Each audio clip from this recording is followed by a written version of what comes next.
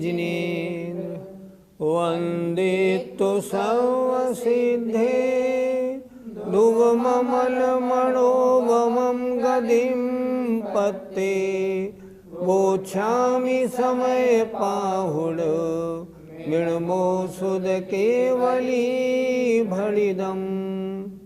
पंच परमेष्ठी भगवान की जय। कर्म के करने वाले कौन हैं? पिछली ज्ञानशाला में आपने अच्छी तरह सुना और समझा। मिथ्यात्व, अविरति, कषाय और योग, ये चार जो हैं ये बंध के करने वाले हैं। अब थोड़ा आगे और बढ़ते हैं। गाथा नंबर 117। ते सिम पुणो वियइमो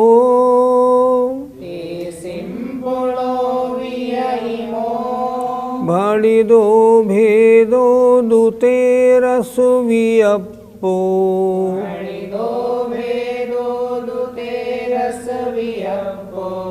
मिच्छादिठ्ठि आदि जाव सजोगिस चरमंतम।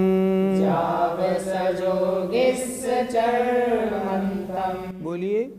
ते सिम पुणो वियइमो भणिदो भेदो दुतेरस वियप्पो मिच्छादिठ्ठि आदि जाव सजोगिस चरमंतम। ते सिम पुणो वियइमो भणिदो भेदो दुतेरस वियप्पो मिच्छादिठ्ठि आदि जाव सजोगिस चरमंतम। चार भेद मुख्य कह दिए। मिथ्यात्व, अविरति, कषाय और योग। अब उनके और कौन कौन से भेद हैं?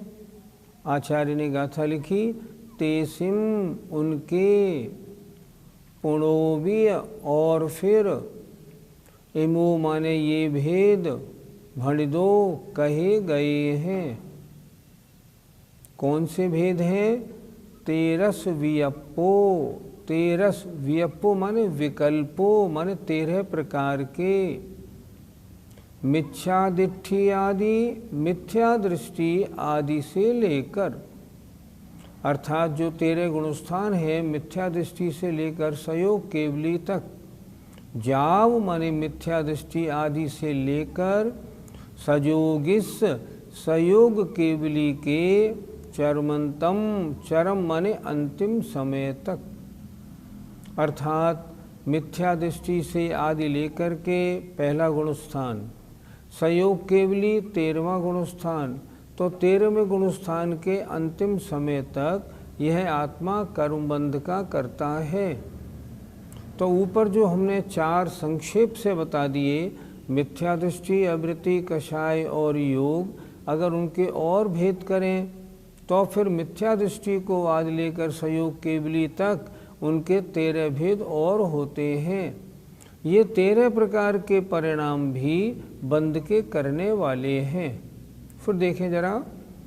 तेसिम उनके, किनके? जो चार भेद बताए थे, मिथ्यात्व, अविरति, कषाय और योग, उनके, पुणोभी और फिर, इमो माने ये भेद, भणिदो कहे गए हैं। तेरस वियप्पो 13 प्रकार के भेद कहे गए हैं।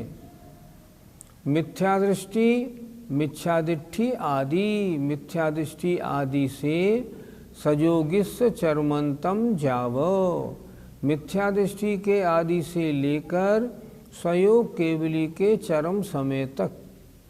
अर्थात गुणस्थान की अपेक्षा जीवों के जो पहले से 13वें गुणस्थान तक के जो भाव हैं वे कर्म बंध के कारण हैं। इसलिए उन्होंने मिथ्यात्व, अविरति, कषाय और योग के ये भेद इतने 13 कर दिए। अर्थ और फिर उनके 13 प्रकार के भेद कहे गए हैं। वे भेद मिथ्या दृष्टि से लेकर सयोग केवली के चरम समय पर्यंत हैं। ये क्या है? ये गुणस्थान रूप है। पंडित जी, क्या ये गुण स्थान भी बंध में कारण है? गुणस्थान किसे कहते हैं? मोह और योग के कारण होने वाले आत्मा के परिणामों के तारतम्य को गुणस्थान कहते हैं। तो ये कैसे परिणाम है? मोह और योग के कारण बने। मोह का मतलब मिथ्यात्व, अविरति और कषाय, और योग योग, अर्थात ये ऊपर वाले जो चार हैं यही तो ये गुणस्थान रूप हैं। अर्थात मिथ्या दृष्टि से लेकर 13वें गुणस्थान संयोग केवली के अंतिम समय तक के परिणाम ये जीव के बंध में कारण होते हैं। पंडित जी, मिथ्यात्व चेतन है या अचेतन? मिथ्यात्व जो कर्म है वो अचेतन है, क्योंकि पुद्गल से बना। मिथ्यात्व जो परिणाम है आत्मा का वो चेतन है। अच्छा, निश्चय से देखा जाए तो जो मिथ्यात्व रूप आत्मा का परिणाम है वो अचेतन है। क्यों? क्योंकि पुद्गल के कारण बना है। और वास्तव में देखा जाए तो मिथ्यात्व का है संयोगी भाव है, जीव और आत्मा दोनों ने मिलके किया है, इसलिए ये संयोगी भाव है। इसी तरह जैसे मिथ्यात्व में लगाया ना, इसी तरह अविरति में, कषाय में, सब में लगाना चाहिए कि ये द्रव्य प्रत्यय अचेतन, भाव प्रत्यय चेतन, निश्चय की दृष्टि में ये सब अचेतन, और वैसे देखा जाए तो ये संयोगी भाव है। पद्यानुवाद गाथा 117 का। मिथ्यात्व लेकर संयोगी सुकेवली लो, ये है विभेद उनके 10 3 भी लो। ये दीन जीव गुण थानन में पड़े हैं, स्वाधीन सिद्ध सब वे इनसे परे हैं। आइए गाथा नंबर 118 देखते हैं। आज 3 गाथाएं करेंगे, 17, 18, 19, क्योंकि तीनों आपस में संबंधित रिलेटेड हैं। आइए 118। एदे अचेदुणा खलु,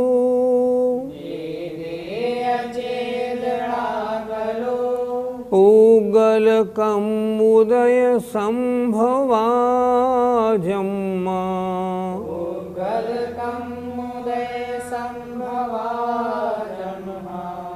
तेजदि करन्ति कम्मम्, ळविते सिं वेद गो आदा।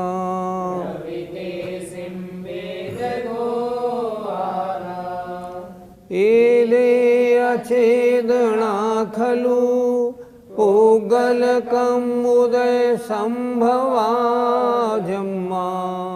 तेजदि करन्ति कम्मम्, ळविते सिं वेद गो आदा।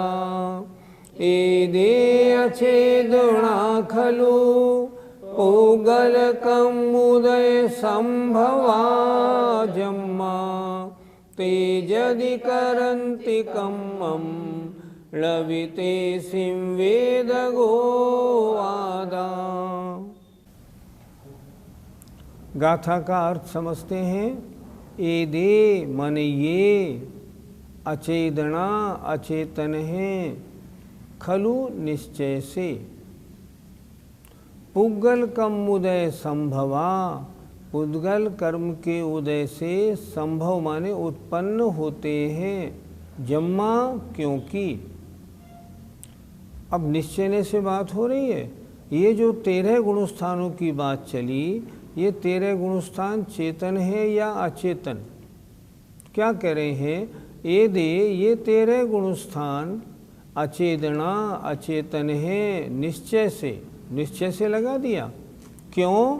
जम्मा क्योंकि पुद्गल कम उदय संभवा, पुद्गल कर्म के उदय से उत्पन्न होते हैं। ये तेरे गुणस्थान कैसे बने? पुद्गल कर्म के उदय से और क्षय से बने। इसलिए ये होने के कारण क्या हुआ फिर? ते यदि करन्ति कम्मम, वे यदि करन्ति करते हैं कम्मम कर्म को, तो नबि तेसिम वेदगो आदा, तो नबि नहीं है, तेसिम माने उनका, वेदगो माने वेदन करने वाला अर्थात भोक्ता आत्मा। यदि ये माना जाएगा कि ये 13 गुणस्थान जो हैं मिथ्यात्व से लेके संयोग केवली तक, ये इनके करने वाला पुद्गल कर्म है, जैसा ऊपर दिया निश्चय से। तो यदि पुद्गल कर्म ने इनको किया है तो उनका फिर भोक्ता आत्मा नहीं हो सकता, फिर तो उनका भोक्ता पुद्गल ही होगा। फिर एक बार देखें, एदे अचेदना खलु, खलु माने निश्चय से, ये गुणस्थान आदि अचेतन हैं। पुद्गल कम उदय संभवा जम्मा, जम्मा माने क्योंकि पुद्गल कर्म के उदय से उत्पन्न होते हैं, पुद्गल कर्म के उदय से ही सो उत्पन्न हुए हैं। इसलिए ते यदि करन्ति कम्मम, वे यदि करते हैं कर्म को, यदि पुद्गल कर्म के उदय से ये हुए हैं, तो वे यदि कर्म को करते हैं तब उनका तेसिम वेदगो, उनका भोक्ता आदा नबी, आदा नहीं है, क्योंकि आत्मा तो अपने ही परिणामों का भोगने वाला है। पुद्गल के द्वारा किए गए परिणामों का भोगने वाला आत्मा नहीं होता। इसलिए ये निश्चय से अचेतन है, इसलिए निश्चय से इनका भोगने वाला भी आत्मा नहीं है। ये मिथ्यात्वादि प्रत्यय निश्चय से अचेतन हैं, क्योंकि ये पुद्गल कर्म के उदय से उत्पन्न होते हैं। यदि वे प्रत्यय कर्म करते हैं तो करें, उन कर्मों का भोक्ता आत्मा नहीं है। पंडित जी, शुद्ध निश्चय से क्या गुणस्थान करने वाले हैं? शुद्ध निश्चय से तो जीव के गुणस्थान होते ही नहीं। क्यों? लिखा है स्पष्ट, सब्बे शुद्धाहु शुद्धनया। शुद्धने से सभी जीव सिद्धों जैसे हैं, फिर गुणस्थानों का क्या काम? सभी गुणस्थान से अतीत बन जाएंगे। इसलिए शुद्ध निश्चय से, शुद्ध निश्चय में कर्मों का अस्तित्व ही नहीं है। पंडित जी, आत्मा के इन गुणस्थान रूप परिणामों को अचेतन क्यों कहा? अशुद्ध निश्चय से देखें या व्यवहार से देखें तो ये गुणस्थान रूप परिणाम जो है ये चेतन है। लेकिन ये गुणस्थान रूप परिणाम बने कैसे? अचेतन के उदय में आने के कारण बने। तो जो पुद्गल के कारण बने हैं वे पुद्गल के हैं, जीव के नहीं। ये जीव के स्वभाव नहीं है, इसलिए पुद्गल के कारण बनने से ये पुद्गल के हैं। लिखा ना गाथा में, पुद्गल कम उदय संभवा जम्मा, पुद्गल कर्म के उदय से ये उत्पन्न हुए हैं, इसलिए ये अचेतन हैं, पौद्गलिक हैं।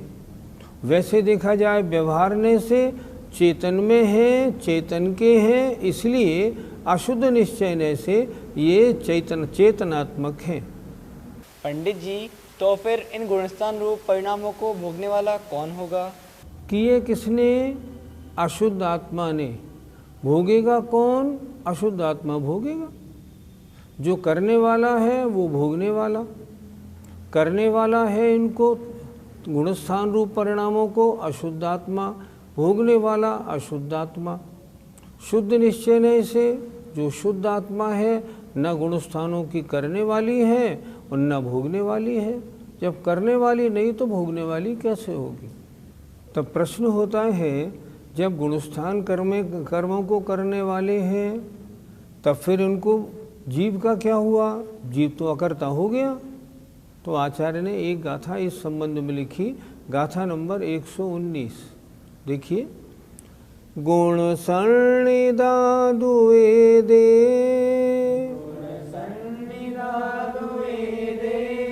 कम्मं कुवन्ति पश्चया जम्मा,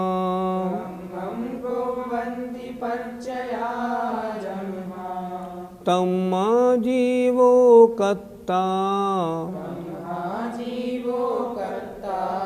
गुणाय कुवन्ति कम्माणि।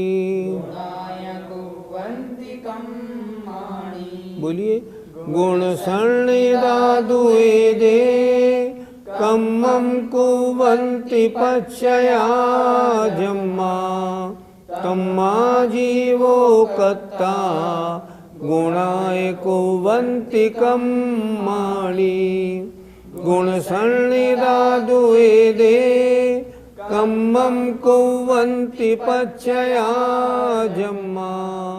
तम्मा जीवो कत्ता गुणाय कुवन्ति कम्माणि। गुण सन्निधा, गुण संज्ञा वाले अर्थात गुणस्थान नामक, एदे माने ये, कम्मम कुवन्ति कर्म करते हैं, पच्चया प्रत्यय, जम्मा क्योंकि। अब अर्थ कैसे लगेगा देखें, जम्मा क्योंकि गुणस्थान नामक ये प्रत्यय कर्म करते हैं। कर्म का करने वाला कौन? ये पहले से लेके 13वें गुणस्थान तक। तो ये हुआ, ये गुणस्थान नामक प्रत्यय क्योंकि कर्म करते हैं। तम्मा इसलिए, फिर जीव कैसा हो गया? जीवो अकर्ता, जीव कर्मों का कर्ता नहीं है। तो फिर कर्म किसने किए? गुणाय कुवन्ति कम्माणि, गुणस्थान ही और कर्मों को करते हैं। पहले में सिद्ध ये हो गया, जीव ने तो किए नहीं, गुणस्थान किसने किए? पुद्गल ने किए। कर्मों के कारण गुणस्थान हुए। तो जब गुणस्थानों का करने वाला है तो जीव कर्मों का कर्ता नहीं हुआ। तो जब जीव कर्मों का कर्ता नहीं हुआ तो फिर गुणस्थानों का करने वाला कौन हुआ? कर्मों के करने वाला कौन हुआ? गुणस्थान हुए। फिर एक बार देखें, गाथा देखिए, गुणस्थान नामक गुण सन्निधा, एदे माने ये, पच्चय माने प्रत्यय, क्योंकि कर्म करते हैं। कर्म किस कारण हुए? गुणस्थान रूप परिणामों के कारण हुए।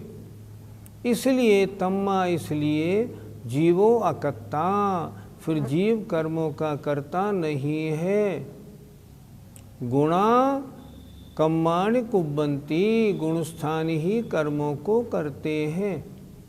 गुणस्थानों के रूप, गुणस्थान रूप परिणामों से ही तो कर्म हुए, जीव करने वाला नहीं हुआ। गुणस्थान रूप परिणामों के कारण ही कर्म हुए।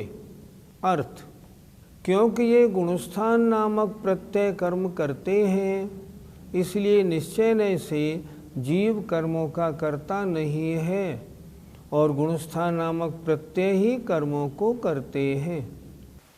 पंडित जी, फिर शुद्ध निश्चय से कर्मों का कर्ता कौन हुआ? शुद्ध निश्चय से कर्मों के कर्ता बने का सवाल जीव का उठता ही नहीं। इसलिए शुद्ध निश्चय से जीव कर्मों का अकर्ता हुआ, कर्ता नहीं हुआ। तो किसने किए? पहले बताए थे। अगर हम देखेंगे द्रव्य प्रत्यय को लेकर उनका करने वाला तो पुद्गल हुआ। भाव प्रत्यय को लेकर कर्मों को किसने किया? परिणामों ने किया। और वैसे देखा जाए तो ये संयोगी भाव है। और शुद्ध निश्चय से देखें, शुद्ध निश्चय में तो कर्मों की सत्ता ही नहीं है। आत्मा की अशुद्धि को शुद्ध निश्चय स्वीकार ही नहीं करता। वो कहता मैं कर्मों को नहीं जानता, मैं तो शुद्ध आत्मा को जानता हूँ। इसलिए शुद्ध निश्चय से जीव कर्मों का कर्ता नहीं है, अकर्ता है। पंडित जी, यदि हम आत्मा को कर्मों का करने वाला नहीं माने तो? अगर एकांत से आत्मा को कर्मों का करने वाला नहीं मानोगे, एकांत से, तो मैं पूछता हूँ फिर कर्मों का भोगने वाला भी नहीं, और जब करने वाला भी नहीं, भोगने वाला भी नहीं, तो फिर संसार कैसा? जीव को कभी नरक गति कभी त्रेंच गति फिर मिलेगी क्यों? क्योंकि जीव ने ये कर्म किए नहीं, ना इनका भोगने वाला, फिर क्या होगा? संसार ही समाप्त हो जाएगा। इसलिए ऐसा नहीं, जीव व्यवहारने से करता है, व्यवहारने से कर्म फलों का भोगता भी है, पर शुद्ध निश्चय से देखा जाए तो ना करता है और ना भोगता है। दोनों ने सच्चे हैं, दोनों ने अपनी अपनी अभिप्राय से बात को स्पष्ट करते हैं। अगर एक नए को मान लेंगे ना कि जीव कर्मों का करता भी नहीं है और भोगता भी नहीं है, तो फिर ये भी मानना पड़ेगा कि फिर तो जीव के संसार भी नहीं है। फिर कैसे बनेगी बात? नहीं बनेगी। फिर तो मुक्त भी मोक्ष भी नहीं होगा। जब कर्म ही नहीं है तो कर्म का छूटना कैसे बनेगा? इसलिए ये चीज़ ठीक नहीं बैठेगी। पंडित जी, इस गाथा का निष्कर्ष क्या हुआ? कर्म के करने वाले कौन हैं? मिथ्यात्व, अविरति, कषाय और योग रूप परिणाम ही कर्म के करने वाले हैं। शुद्ध निश्चय से बात करेंगे तो कर्म के करने और भोगने और संसार और मोक्ष का वहाँ तो सवाल ही नहीं है। शुद्ध निश्चय से तो आत्मा शुद्धों जैसा है। अशुद्ध निश्चय से बात करेंगे तो संसार भी है और उन सांसारिक परिणाम मिथ्यात्वादि का करने वाला भी जीव है। लेकिन वो जीव करता कब है? जब पुद्गल कर्म का उदय होता है, स्वभाव से नहीं करता। इसलिए निश्चय की अपेक्षा, क्योंकि कर्म के उदय के कारण ये मिथ्यात्वादि परिणाम होते हैं, इसलिए ये परिणाम पौद्गलिक हैं, जीवात्मक नहीं है। इस बात को हमें समझना है। हमारी आत्मा अगर परम शुद्ध इसकी अवस्था का ध्यान करें तो शुद्धों जैसी है, पर हमारे अपने परिणामों के कारण हम कर्मों से लिपटे हुए हैं, कर्मबंध सहित हैं। कर्मबंध से छूटना है तो क्या करें? मिथ्यात्व, अवृत्ति, कषाय और योग, इन रूप परिणामों से हम दूर हों। सबसे पहले तो हम मिथ्यात्व को दूर करें, ताकि उसके कारण बंध में होने वाली जो 16 प्रकृतियां हैं उनका बंध रुके। फिर धीरे धीरे कषायों को और कम करते हुए, व्रतों को धारण करते हुए आगे बढ़ें। अगर ऐसा करेंगे तो इस भव में नहीं तो अगले भव में, कभी ना कभी तो 1-2 भवों में मोक्ष जाने का मार्ग हमको मिलेगा। हम मुनि बनेंगे, ध्यान लगाएंगे, कर्मों को काटेंगे और सिद्धपद प्राप्त करेंगे। गाथा नंबर 118 का पद्यानुवाद नहीं हुआ, पहले उसको करते हैं। निकालिए। मिथ्यात्व आदि गुण पुद्गल से बने हैं, सारे अचेतन निकेतन ही तने हैं। ये कर्म को कर रहे यदि हो तथापि, आत्मा न भोग सकता उनको कदापि। बिल्कुल स्पष्ट कह दिया। मिथ्यात्व आदि गुण जो पुद्गल से बने हैं, अचेतन हैं, अगर वो उन्हें करेंगे ना तो फिर आत्मा उनका भोग कभी नहीं करेगा, क्योंकि पुद्गल करे और जीव भोगे ये नहीं होता। आइए गाथा नंबर 119 का पद्यानुवाद देखते हैं। निर्भ्रांत प्रत्यय सभी गुण नाम वाले, दुष्टाष्ट कर्म करते मन को विदारे। ज्ञाता विशुद्ध नय से निज धर्म धरता, करता न आत्म रहा गुण कर्म करता। जय जिनेन्द्र। इस कार्यक्रम के पुण्यार्जक परिवार है मानक चंद, कमला देवी, राकेश, नीतू, ऋषभ, सौम्या एवं Ayushi Musharraf, B123, Sethi colony, Jaipur, Rajasthan. Shri Parasnath re rolling mills limited, Durgapur 1, Bardhaman, Paschim Bangal. Amita Jain, wife of Anil Kumar Jain. Sangeeta Jain, wife of Vipin Kumar Jain. Sheel Jain, wife of Narendra Jain. Hightone trading company, Shalimar Bagh, Delhi 88। माता श्री निरंजनाबाई सरोदे के स्मरणार्थ Sunanda wife of professor Umesh Chandra Sarode Nagpur, Rekha wife of Abhay Kumar Sontakke Karanja, Madhuri Jain Nagpur, Nishigandha Band CA, wife of doctor Shailesh Band Amravati, Rutika wife of Saurabh Sarode Pune, Pushpak Jain Swastik Band Spraha Sarode. स्वर्गीय श्री चिमनलाल फूलचंद शाह, स्वर्गीय Kamlaben Chimanlal Shah, doctor Rajnikant C Shah, Leena R Shah, Samarth R Shah, Dhvani S Shah, Nishchal R Shah, Janali N Shah, Agam Nirmay एवं नियम शाह, अहमदाबाद गुजरात। गौरव गौतम जैन, सुपुत्र अशोक कुमार रतनलाल जैन, नूतन गौतम, प्राची आदित्य महिमा, सलोनी निरंजन, अरहन आराध्य, तारदेव एवं अंधेरी मुंबई। श्रीमती संतोष सी सिंघई, श्रीमती वर्षा आलोक जैन, श्री आलोक जैन, कुमारी त्रिशला जैन, कुमारी अनमोल अग्रवाल।